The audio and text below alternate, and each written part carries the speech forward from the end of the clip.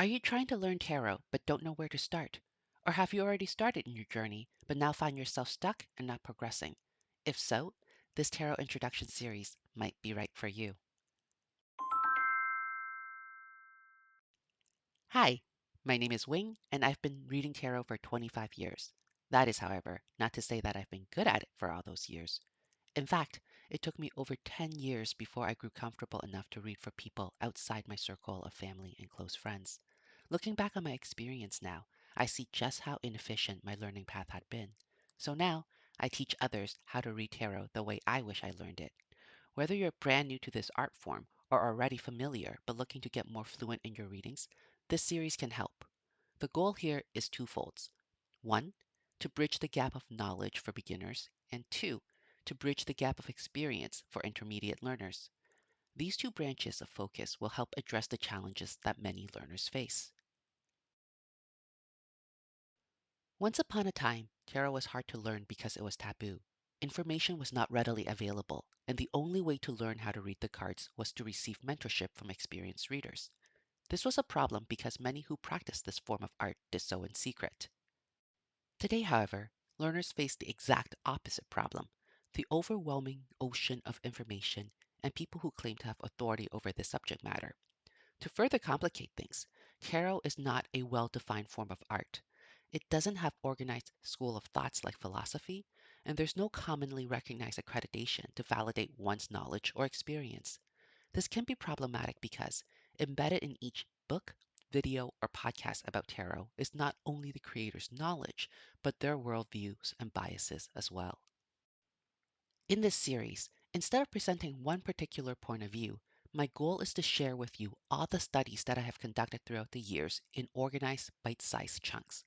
Ultimately, it is my hope to provide you with enough information for you to formulate your own beliefs and preferences of how you want to practice tarot.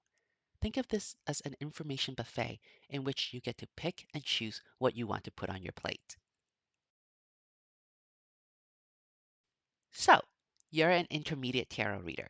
You probably have your own deck, read a few books on the topic, and have even done a few readings for your friends and family.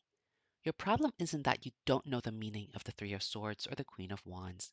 It's that you don't know what to do with them when they show up together in a question about whether or not your favorite Netflix show will get another season. In my experience, what I found is that most tarot resources follow a similar pattern of knowledge transfer. A book for tarot typically will start with a little bit about tarot's history and what it can be used for. This will then be followed by card explanations, which will take up the majority of the book. Finally, it concludes by providing a few spreads to perform readings with. What I've realized over the years is that while this is an incredibly logical way to present information about tarot, it's not the most intuitive way to learn it. Tarot, like any other art form, is learned through doing. Just as it makes no sense to learn dance through books, it is equally nonsensical to learn tarot purely through the written word. In this series, instead of focusing on card meanings, we will focus on card interpretations. One of the biggest difference between the two is that meanings are fixed while interpretations are fluid. The first few episodes of this series aim to provide a comprehensive overview of tarot. We start right at the very beginning by answering the most basic questions of what is tarot and what is tarot used for.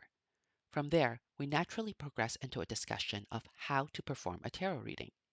Once the foundational knowledge has been laid down, we take some time to address two topics that I believe are very important to every learner's journey.